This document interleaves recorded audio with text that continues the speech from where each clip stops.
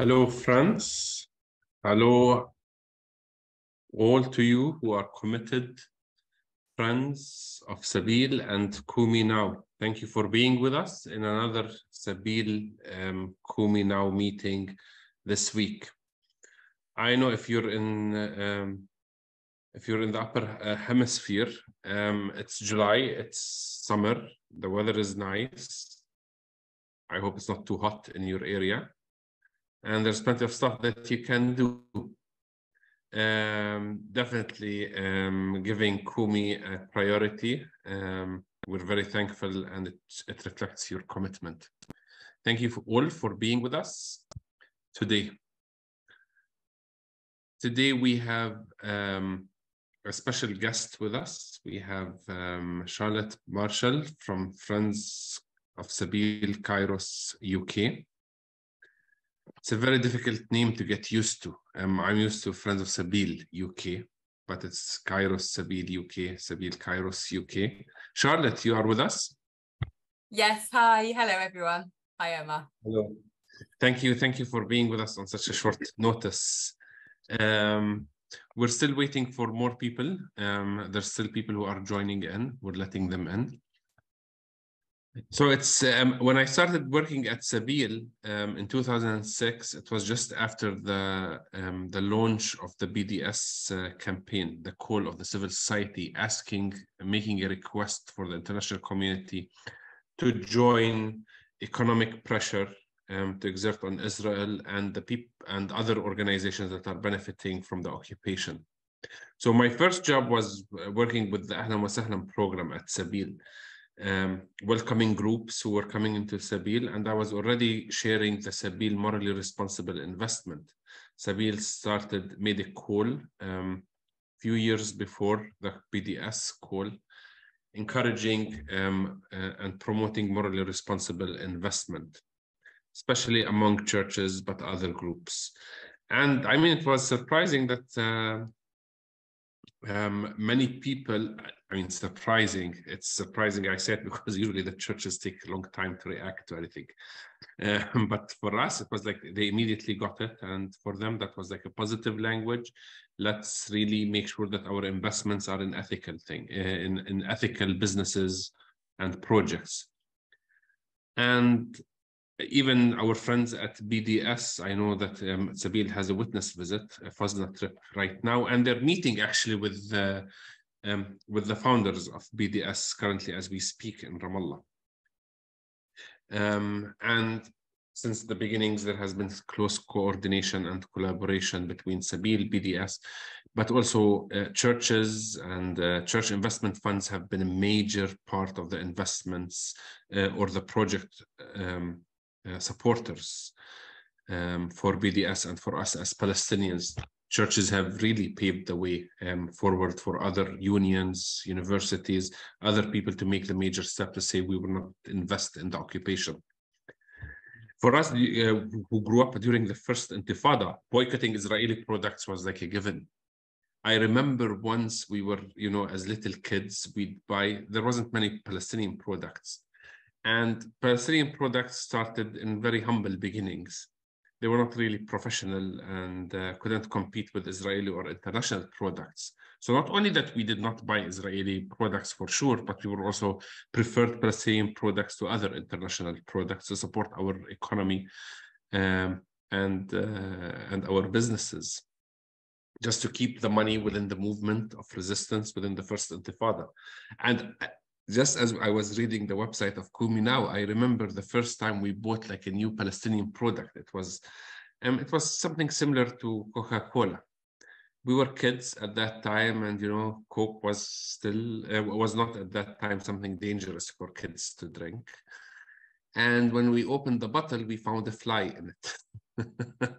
So it wasn't like our biggest commercial for a Palestinian product at that time. But for us, we were too naive. So it's like we thought that this was like an activity. You have to fish the fly out of the Coke and you drink it. So it was like something that was, it's okay now. Just think about the story when you're drinking your next Coke. But I mean, it was something that really made us proud. It wasn't even a question to invest in money that in businesses that were not ethical or actually contributing to our dispossession and oppression as Palestinians. And anyone, any of our friends who are already on the call and know friends of Sabeel, Kairos, UK, and they know Charlotte, they know that, I mean, that's one of the passions and the major areas of work of our friends of Sabeel.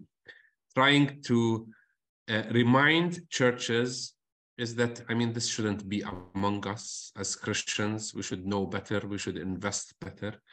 And Charlotte will tell us now, will share us how excited the churches become when we open this discussion, because we show them what they haven't been really noticing. So Charlotte, tell us about how easy is your job telling churches that they shouldn't invest in unethical businesses. Thank you, Omar. Yeah, it's a breeze. I mean, I'm just going to take 2 minutes and then it'll be done.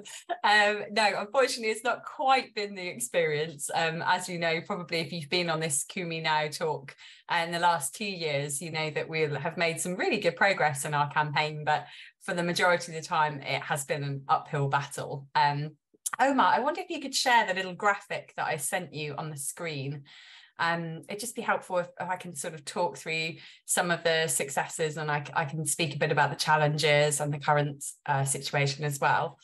But yeah, we've been running our campaign called Investing for Peace, which is really entirely, as Omar explained, all about morally responsible investment and calling the church to account for where it spends its money and how. For the last, I'm going to say since 2016. So what's that? Nearly 8 years now. 7 years, sorry.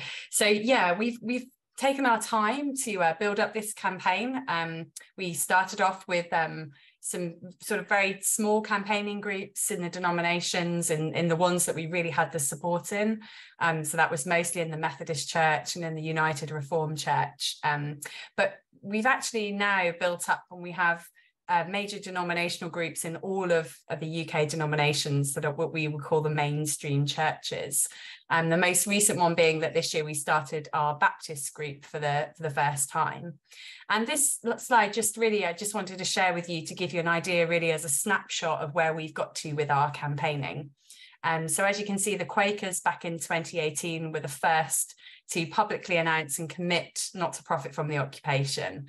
So since 2018, they've been screening all of their investments with regard to companies that work in the occupied territories in Israel. And they have a very robust policy. They're a sort of an organisation and a group, a church that we direct others to for advice and for guidance. They were the first to do it. And as I say, they sort of trailblazed the way here in the UK. We've had some amazing success as well within the Methodist Church, who actually are one of the few churches here in the UK that have a policy specifically relating to Israel and Palestine when it comes to their investments. And that's because the Methodist Church does have a long history of working in the region. It has partners there, it has a presence there, and it is very committed to justice for the Palestinian people. So for them, looking at their investments was a natural extension of that. But when we looked at that policy and then we looked at where their money was being invested, we found there was quite a disconnect. So you had this policy that talked about all these human rights violations, but then in reality, they were sending money into companies like Heidelberg Cement, JCB, who we knew were big investors in the occupation, you know, big profiters from the demolition of Palestinian homes and the stripping of Palestine of its natural resources. So we actually asked them back in 2020 to revise that policy and to tighten it up so that it stopped investment in such companies. And as a result, in 2020, they divested all their funds from Heidelberg Cement, which was a big win for our campaigners. And then in 2021, they released a new investment policy, which promptly led them to divest them from Caterpillar, who they'd also been invested in. We were a bit shocked to discover that one because they're probably on all of our radar in terms of sort of being very involved in demolishing homes in the West Bank. Our next success came in 2021 with the United Reformed Church, and they passed 10 resolutions at their national conference then, 2 of which called on both their local and regional synods and their national investment body not to invest in companies that profit from the occupation. That's taken us quite a while to work through with them, and it's still in progress. But what we are hoping is that in September, one of the major ethical investment bodies here in the UK who invest a lot of the church's money, including the Church of England, will launch a brand new occupation-free fund, which the URC will be a leading investor of. And that will be an amazing chance for us to encourage other churches, both individually and nationally, to sign up to that fund and to use that fund because we know it will meet that criteria. So it's taken a while, but there's some exciting developments there. Our biggest sort of challenge really in the UK has been working with the Church of England, and that's mainly because it's a very hierarchical structure. They invest huge amounts of money. They have 3 different national investing bodies, and it's a complicated thing. But the only way you get things changed, sort of mostly in the Church of England, is to go to their General Synod with some kind of motion, a resolution, as you probably heard it termed before, calling on them to divest or to challenge one of their current policies. And we have one of those in process. So we are in a queue of lots of other resolutions to be debated at General Synod, but that will come up in the next probably 2 to 3 years. It will be the first time in General Synod that Palestine has been debated publicly since 2014. So probably in likelihood, if it happens next year, it will be 10 years since they have talked about Palestine in that very public forum. So we're delighted because it gets the conversation about Palestine going. It's not just about the investments and the question around that. It's about the Church of England challenging itself to understand the Palestinian situation, to respond to what's happening there. So that's quite exciting. We'll hopefully be following that one through. And at the moment, what we're trying to do, and I was just at an event on Sunday night, joined online, but it was at York, and it was at the July General Synod for the Church of England, that we were running a fringe event with Christian Aid there, who are also backers of this campaign, to try and raise awareness, gather support amongst General Synod members. We had Richard Sewell, who works for the Diocese of Jerusalem, speaking, and we had Sally Azar, who's the first Lutheran pastor, female pastor to be ordained in Palestine. She was a speaker as well, just trying to, as I say, raise support and awareness of Palestine before we come to that big debate at some point in the next couple of years. And this year we also saw a few extra resolutions coming to our Methodist conference particularly about them engaging deeper with HSBC from both a human rights perspective and also a fossil fuel perspective. So we worked with a carbon group on that as well, a carbon net zero group. So it's still all going on, but that gives you a snapshot. And then Omar, perhaps you want to ask some follow-up questions, or others can do. So just on your last point, you said that you worked together with the zero carbon group that they're aiming, so they're working on environmental issue. So it's not only like people who are advocating for Palestine, it seems other people who are trying to push the church to be to clean their investment funds. Like who's also working on this? It's the environment groups, Palestinians or Friends of Palestinians, and who else? Do you know? So there's a huge number of environmental groups operating here in the UK who are really actually very focused on working with the churches. Operation Noah is probably the biggest one that I can think of, that specifically calls for divestment from fossil fuels and other sort of climate-inducing problems.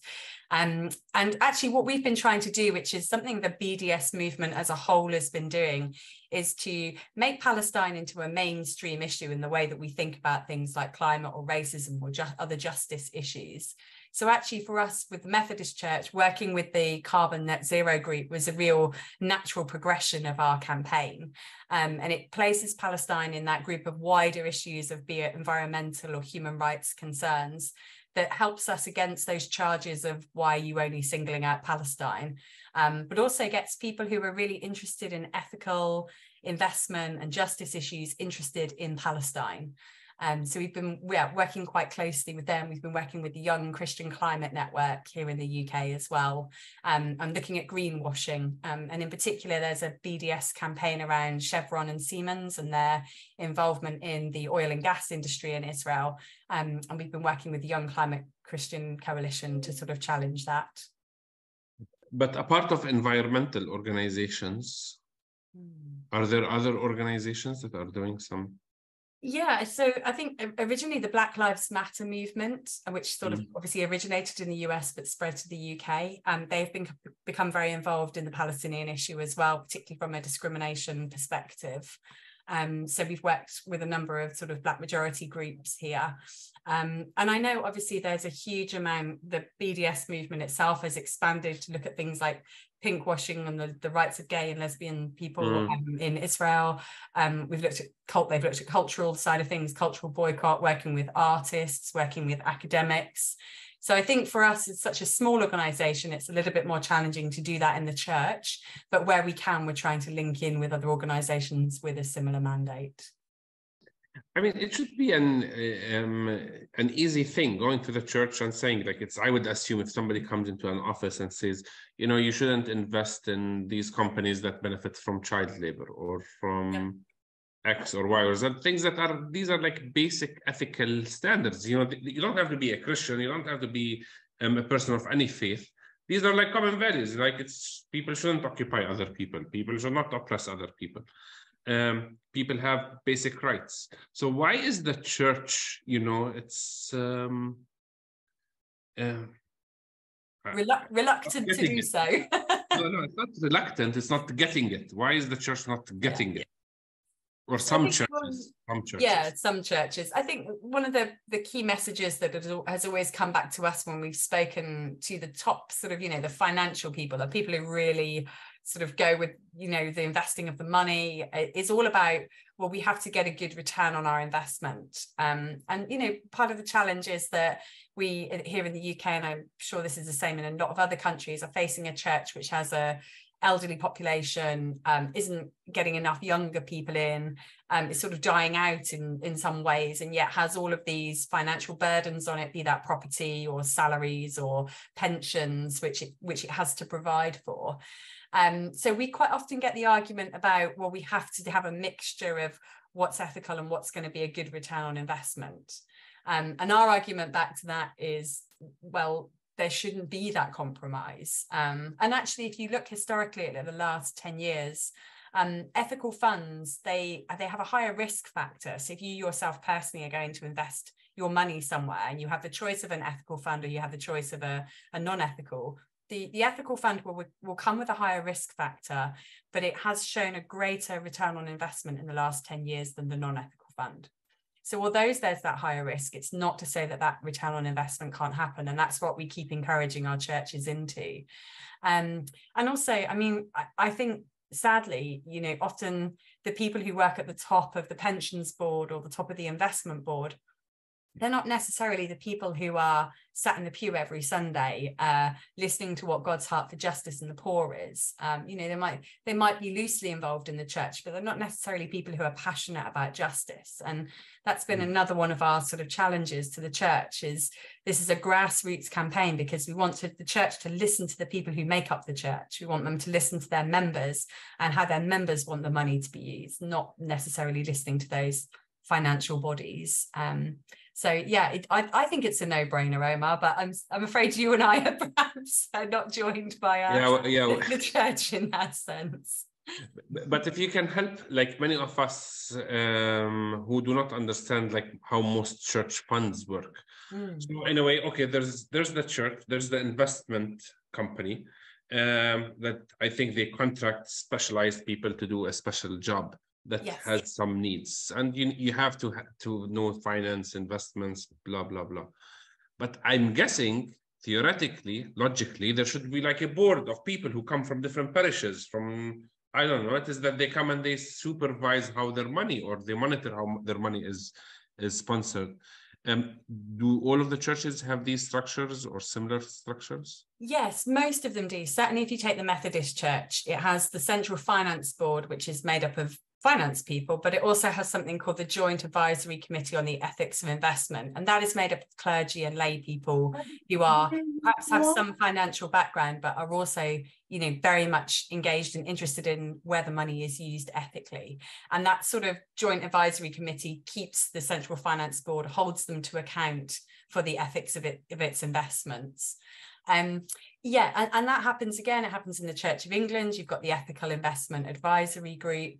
And you know, what we say to churches, what we've said for the past 6-7 years, is the issue of screening out companies that profit from the occupation is no more difficult than screening out companies that profit from tobacco or pornography or weaponry, which a lot of the churches screen out for anyway. So there's already this code of conduct and ethical guidelines around investment. We are simply saying, add another layer to that, add something else. And we've had the investment fund managers saying, yes, we can do that. If our clients require it, we can do it. But there's this real there's also this real struggle, Omar, with singling out the state of Israel, which we are seeing here in the UK increasingly at the moment in our political system, with the legislation that's trying to go through Parliament at the moment called the anti-boycott bill. And one of the ways that the American churches tackled this was to say, Palestine is one example of where companies can profit from the abuse of human rights. But there are examples all over the world. There's the examples of the Uyghurs in China. There's the example of the annexation of Crimea and now parts of Ukraine by Russia. There's so many examples of where people's human rights are violated for the profit of companies. Yeah, and we logically we support all of. I mean, we're not saying only for Palestinians. We're saying for everyone. Absolutely. So one of our big things to say to churches is I just want don't single out Israel. You speak very fast, Charlotte. And sorry. No, that's fine. So okay, so there's like a code of conduct, yes. Yes. But like, isn't it like the code of conduct? Isn't it like shouldn't be like? I'm guessing like there should be like at least some of the 10 commandments. Thou shalt not kill, thou shalt not steal. Isn't it like? Can we make a connection like between certain things that have to do with the? I mean, it's with the existing code of conduct. I don't know what the code of conduct is about, but I mean, it's do. Have you seen them? Is there groups that review them and to see where we can fit Palestine in this? Yes, so it's not so much a code of conduct, it's more a code of ethical investment. It's advisory guidance on where the church should avoid investing money where it conflicts with its beliefs and its values. So the main areas that are all churches sort of abide by are areas like making profit from tobacco, alcohol, gambling, pornography, and weaponry. I would say they're the sort of 5 major ones. Then depending on the denomination, depending on the beliefs and the values, you might have other ones. The Catholic Church, for example, would not invest any money in companies that profit from abortion clinics. So they've got certain different sort of values and standards, but a lot of them have those sort of 5 core things. And we argued early on in our campaign, why is human rights not part of that? Why is there not a specific policy that talks about not profiting from human rights abuses? And that's something that we've seen change. So the Church of England in 2021 brought out a human rights policy and added that to its investment screening criteria. And what we're trying to do now is say, well, how does that policy then relate to the situation in Palestine? How are you filtering out those companies and screening out those companies that abuse Palestinian human rights in particular? So there is definitely a movement towards more of an ethical screening around human rights. So you mentioned the Catholic Church, and there is a question about the Catholic Church. What discussions are happening within the Catholic Church in general? I mean, globally, but also specifically in the UK. It's I'll be very honest, it's been a challenge with the Catholic Church because it's a very devolved structure. Which is not a bad thing, because when you look at our work in the Church of England and how that has to be done through a sort of hierarchy, the Catholic Church almost works in complete reverse to that. So every diocese and every region has control over its own funds and its own money. Very practically, that means we could approach any diocese here in the UK. We have approached a number and suggest to them that they follow our ethical guidance and that they screen out companies that profit from the occupation. But, you know, it's not that there's national guidance or legislation that would encourage them to do that. And the challenge has been for us as an organisation trying to reach somebody in the Catholic Church who would make that kind of decision, that then could be some sort of policy or legislation in the Catholic Church that would come down and filter down at that level. What we're really hoping is that a lot of the dioceses in the UK, the Catholic dioceses in the UK, invest through an investment fund called the CCLA. And that is the organisation which is hopefully setting up this occupation-free fund. And that what we will then be able to do is to write to those dioceses and say, please switch and please support this occupation-free fund. And we're hopeful that that gives us another way of trying to challenge that. I mean, definitely it's people continue to move. I mean, it is BDS or using ethical investments, or most people want clean investments, and they don't want to benefit from the oppression of any group of people. But I mean, that's why I think there's many people or advocacy groups who are pushing for legislation to somehow stop BDS or the use of BDS. So the UK has been in the news, yes, yeah, defending the freedom of speech and the right to do whatever you want, yes. Quite the opposite. Quite the opposite, yeah. Yes. So we've got what we as a coalition now against this are calling the anti-BDS bill passing through our parliament at the moment. And it's had its second hearing now. So it's been through 2 stages through the House of Commons. And effectively what it says is that as local councils and public bodies. So the first thing to say is that this doesn't actually include churches. Churches in the UK are not counted as public bodies. They don't spend public money. But of course, if you pass legislation formally against public bodies and local authorities, it's probably going to have a chilling effect across a number of different areas. And particularly we feel with the Church of England, which is so linked to the state, there will be this chilling effect. But anyway, but the church also receives in some areas. The church receives money from public, no, individually, but probably not from government. So this is all to do with particularly local authorities, so local pension funds, local councils, universities, schools. It's focused on those public bodies, and what it effectively says is you can't enact your own ethical sort of divestment campaigns, or you couldn't boycott or sanction something or someone or a state that the government itself doesn't officially sanction. So if the government says we're all boycotting Russia, we're all sanctioning Russia because their invasion of Ukraine, it's perfectly acceptable for a local council to divest its money from anything associated with Russia. But the government won't say that about Israel, and it won't say that about the occupation. So suddenly this law will mean that any local council that divests its money from Israeli occupation is liable to be fined. And it will... From Israel or the Israeli occupation? So like from proper Israel? Sadly, either. So in the legislation itself, it identifies Israel, the occupied territories, and even the Golan Heights. So but that's against UK policy. Like foreign policy is very clear, yeah. This is the utter ludicrousness of the situation. The UK government itself acknowledges that settlements are illegal. It has signed and endorses UN Resolution 2334 that talks about the illegality of settlements and profiting from them. But unfortunately, what we have is a government in power who are incredibly pro-Israel, who want to halt the advancement of the BDS movement here in the UK. And it has seen considerable movement, particularly in the university scenes and in local councils in the last sort of 5 or 6 years. So they want to halt that, and they're using this bill as a means to do it. And although it's couched in wider terms, it's really, Israel is at the heart of it. And it's using that as an opportunity to prevent local councils from divesting from the occupation.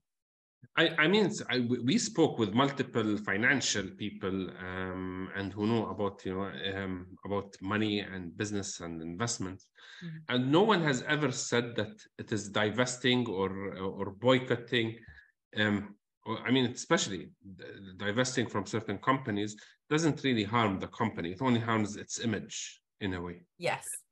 And I mean, why would these companies who don't really care, it seems that they don't care about their image, because it's like the occupation is not like nobody's defending the occupation. Like it used to be maybe in the 80s, 90s, everybody knows that the occupation is not good, is not ethical. So why is like fighting, it's not going to really help their reputation. I think there's two sides to this when it comes to divestment. There is the financial impact, which particularly when you look at the church and the size of the church investment is going to be minimal. And that's one of the key arguments we get back from investment bodies. It's like, well, what's the point? What's our, £200,000 or £500,000? What's it going to do in the grand scheme of things? And we have to say to them, well, it's not just about the financial impact. It's about the ethical and the moral decision to do so. And it's about the sign of solidarity and support as well. And one of the big things that I was challenged on about this is looking back at something like the Veolia campaign, which the BDS movement started right back at the beginning when they started their global campaigns. To begin with, very few people divested from Veolia. But in the end, after a series of successive divestments, people like the Bill and Melinda Gates Foundation were divesting millions and millions of pounds from Veolia. And it's when you get that sort of knock-on effect, you might be the first doing it, but if you're followed by others and there is a continual succession of divestment, that is when I think companies actually have to change. And it's when they're forced to by their shareholders, because they're losing huge amounts of investment, and they're also losing reputation, because these big investors who pull out and then saying to the smaller investors, well, don't go near them, we've pulled out for these reasons. So I think it's, we want to be trailblazers. We want the churches to be trailblazers. Nobody else, lots of people might not be divesting from JCB or HSBC, but it's not a reason for us not to do so. But it is also about the solidarity. It's about the message it sends about the church, and it's the message it sends about the values and the moral compass that it has, and the message it sends to Palestinians. And I remember being on a call a couple of years ago now with Father Jamal from Palestine, and he was talking to the Church of England Ethical Advisory Body, and they asked this very question, and they said, yeah, but does it really make a difference? And he said, well, it makes a difference to me, and it makes a difference to my family, and it makes a difference to my congregation, because we know you're standing up for justice. And I think that's a really important message that we have to give out about this campaign. Did it move them, what Father Jamal said? Yeah, I know. Wonderful man. Yeah, it's sad. It's sad. I mean, it's a number of years I was in the UK with Friends of Sabil UK, and I went to one event where they were already promoting Palestinian products. Yeah. And one thing I have this question, maybe it's related, maybe it's not. And they were like, people were bringing food from Canaan fair trade, like olive oil, olives, za'atar, or whatever. But the prices were very expensive. And because they were coming from the West Bank, but because they were coming from the West Bank, they're taxable, or there's a high customs rate for them. But if they were coming from the adjacent settlement, which is still Palestinian territory according to British law, they get exempted from certain taxes because they are regarded as if they are from Israel. So like the whole UK system is not, like, I couldn't understand it. Is my understanding real? Yes, absolutely. And it's it's a sort of parallel battle that we're trying to fight here in the UK, is to ban settlement products from the UK markets because of the EU-Israel Trade Association Agreement, which gives preferential trade status to Israel. And obviously within that is included the settlements. There are, unfortunately... Although it's against the EU policy that the occupied West Bank territories is Israel. Yeah, sadly, we're no longer part of the EU, so that legislation no longer applies to us. But under the British foreign policy, that's still accurate, isn't it? Yes, absolutely. And what we're trying to do is this is a campaign which has been going on for decades now, is to say to the UK, there's no point correctly labelling settlement goods. One, we know there are ways around it. We know that Israeli settlement goods are shipped to Cyprus and Jordan, and they're packaged there to avoid saying made in an Israeli settlement. There are so many loopholes in the labelling system, but also it's not a question of whether they should be correctly labelled. The point is that they should never actually reach our markets. There shouldn't be the choice given to the consumer about whether they buy a settlement product or not, because under our own very rules and legislation, those products should be illegal. So what we're trying to do is push for a ban on settlement products that would actually stop them from reaching our markets in the first place. And that would be a legislation change in our UK government. Again, there's a lot of pushback about that at the moment in particular. We saw the Irish Parliament do it about 2 years ago, and they're still trying to work through that legislation, but they did vote on doing that, and they did vote in favour of it. Yes. We have lots of hypocrisies. I saw somebody make a comment, Jan, make a comment that I always thought the Netherlands and Germany were champions of hypocrisy, but it seems the UK is competing. Absolutely. I know on the one hand, we say settlements are illegal. On the other hand, we're saying, well, don't boycott them. We're saying the Russian invasion of Ukraine is illegal. It's okay to boycott that. Yeah. The US does the same. I mean, Canada, it's sadly, all of the world is filled with hypocrisy. Yeah, and we're just trying to challenge that in the small circle that we can, but working with others in coalition. So the anti-boycott bill, there's a coalition of 70 organisations, and we're all trying to fight that bill. We're all trying to lobby MPs, garner public support, get people to write, sign early day motions. We're hoping that even if it passes through and it gets approved in Parliament, that we will put up a good battle in the House of Lords, and hopefully the House of Lords will oppose it strongly. Are there any lobby groups that target or advocate on behalf of different indigenous communities to divest from companies that contribute or participate in stealing their resources and possessing them, or there is no? I don't know of any specific movements. We have had a lot around the sort of anti-slavery movement, and in particular, the church has looked at its history in the slavery movement and whether it has at times, whether it has benefited from, for example, property that has been sold post the abolition of slavery. So I know that there are groups around that have worked on that.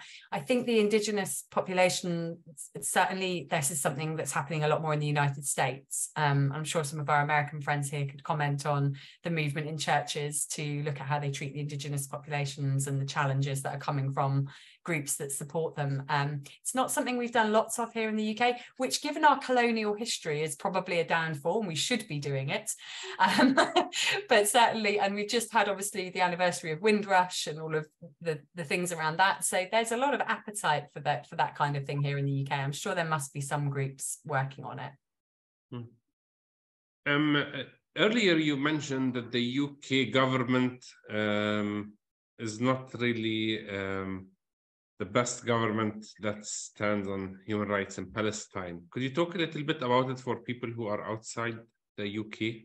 Yes, of course. I mean, I'm not a political expert, but it probably doesn't take much to look at. You just have to look at the headlines in our papers to see that we have become, particularly since Brexit, a very insular focused country.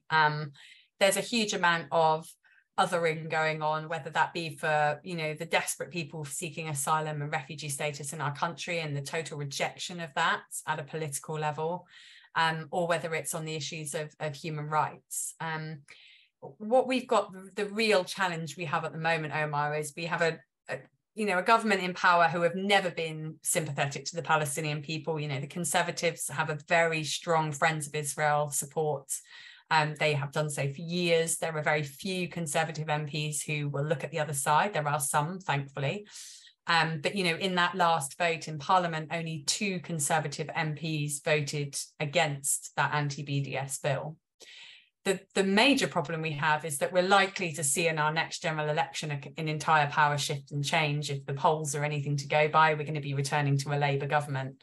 But we've got a Labour government now who are also firmly standing against the Palestinian people. The leadership, Keir Starmer is focusing on distancing himself from Jeremy Corbyn and everything that Jeremy Corbyn represented, and that includes the support to justice in Palestine.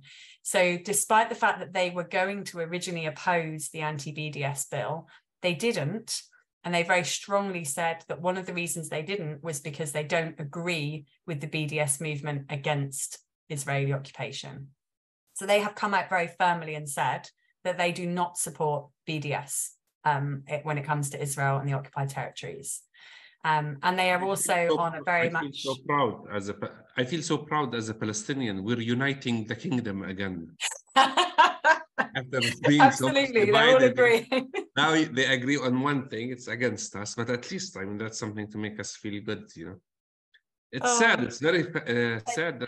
And therefore, we're left with this question of, well, where is the opposition? Where is the support for Palestine within the political parties? You know, there are always going to be those MPs that are incredibly outspoken, are brilliant, will use that platform to talk about justice for the Palestinian people. But sadly, this is such a divisive issue in our political system at the moment that those people are getting silenced and backbenched for their views on that. So there's a real sense of, concern for us as organisations about, even if we have this, massive shift in political system internally, what difference is it going to make for human rights in Palestine? At the moment, very little. And that's what we need to push back on. So, I mean, it's one thing that is confusing for us sometimes as Palestinians, because when there's like a war in Gaza or there's something major taking place, and there's like and demonstrations in the UK take place, you see hundreds of thousands of the people in the streets. So it's not like we're powerless, or like it's people don't know. People know, and people are willing to march in the streets. Yeah. Where are they when its decisions are made? Yes, I mean, they are here. We are lobbying in the background. Just because something's being decided at a parliamentary level doesn't mean it's agreed upon by the majority of people even. But there is also this challenge in the UK between people who are well informed and educated. They understand the situation in Palestine, they understand the injustices, they understand international law. Then there's a whole load of people that read the newspapers and probably have a very different perception. And the media portrayal of the situation in Israel and Palestine is incredibly biased towards Israel. You will hear very few reports, apart from the much more liberal left-wing press, like The Guardian, for example. You read the BBC or you read the Times or the Independent, you're going to hear this very one-sided view about Israel defending itself for the majority. I have to say, I'm hopeful that might be changing a little bit in the recent sort of obviously terrible situation in Jenin and the deaths and the destruction in Jenin. The BBC were reporting this as disproportionate force. That's very, very unusual for the BBC to use language like that. Usually what we hear is Israel is doing this as a measure to defend itself. It says there are terrorists in this, it's all couched in the thing of terrorism. But they were talking about the disproportionate force. They've reported about the young teenager, the 16-year-old boy who was supposedly armed, who was shot in the head in Jenin, but was actually, they've released the video footage saying he's unarmed. He was unarmed. He's an innocent bystander.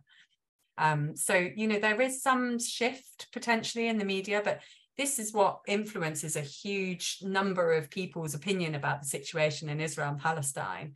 And on top of that, layered now, we also have this level of fear around being accused of anti-Semitism.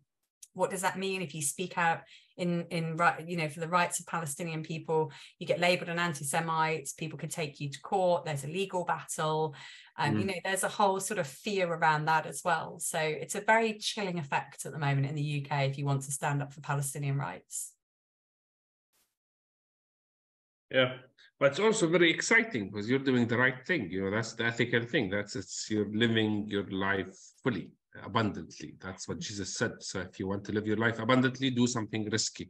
Nothing is riskier than challenging the Israeli occupation. So Charlotte, because we're approaching towards the end of the meeting, so it's there's a little bit less than 50 people in this meeting as we speak. So if we want people to send 2 emails, one email to thank an organization that is doing like good work, or a church that has, or people who are making decisions to invest their money ethically. Whom would you suggest that we should support or encourage, or just like a tap on their shoulder and say, it's thank you? Yes. Oh, that's a good one. We've just had our national conferences. We've had the Methodist, the United Reformed Church, the Church of Scotland, and we've had the General Assembly for the General Synod for the Church of England. I would say of those churches, the Methodist Church has probably moved the furthest on when it comes to BDS. And also they are interestingly, they are a part of the coalition challenging the anti-BDS bill. So as a church, they are taking a stand that they believe that's undemocratic and it's not right of the government to do so. So I would actually say probably we can get an email address to you for the Methodist Church to encourage them in their support of the BDS movement and in their stand against the anti-BDS bill. That would be really encouraging. So like this, just the general Methodist Church UK? Or? Yes, I can look up a specific email address for you. Okay, please. And we will send it to you also. Please send an email, a very polite email, just saying, you know, thank you, you're doing the right thing. Yes. As you're going to go and be punished and suffer and harassed by lawyers and by the media, we want you to know that we love you and we think you're doing a great job. That would be wonderful. There's plenty of annoying people who just refuse to surrender to the will of God. And if we want to send them sermons or preach to them about justice and love, we're happy to preach to bishops, clergy, grand assemblies. So whom should we send our wisdom and share our ethical standards with? Oh, definitely the Archbishop of Canterbury. Definitely. Wow, yes, okay. He's a regular at Sabil meetings. I can see, I'm normally here, isn't he? Yeah. And will you send us his the Palestinian voice? Yeah, and I have to say that it is when they respond these very boring emails and I don't think they are personal. No. When he responds to my emails, I don't find him very encouraging. But still, I will insist that I will continue writing. Please write to the Archbishop of Canterbury. He needs to know, and he should know better. And we need to be the church. Jesus said, "Look for the lost sheep." So we have to do this. So we're being recorded. So it's just. If anybody is from the UK here as well and hasn't yet emailed their MP about the anti-boycott bill, I'll pop in the chat the link to the action that you can take. Please do email them and encourage them to sign an early day motion that I can link to as well, which is going to have to be only from the UK. I think we have a number of people who are from the UK. Does it have to be only from the UK? Yes, at the moment, obviously, it's entirely UK focused legislation, so it would be it would be great to get anybody to email their MPs. Yeah, if you're not from the UK, you're an international. When you write to the Archbishop of Canterbury, you can ask him to email the MP, his MP about the anti-BDS. Yeah, that's a good one. Yeah, I think he might think about it. Yeah, I think they would listen to the Archbishop of Canterbury. I think they would. Charlotte, thank you for all of the work that you are doing, whether it is in general for Friends of Sabil Kairos UK, or specifically on helping the churches to invest their resources in an ethical matter, or just being a person who's being a witness of the church, of what we as human beings should treat one another. You're an amazing person. Keep up the good work. We want to encourage you in our prayers and in our thoughts. And see you next week, dear friends. Thank you so much. Lovely to see everybody. Thank you, and God bless you. Take care, friends. Take care.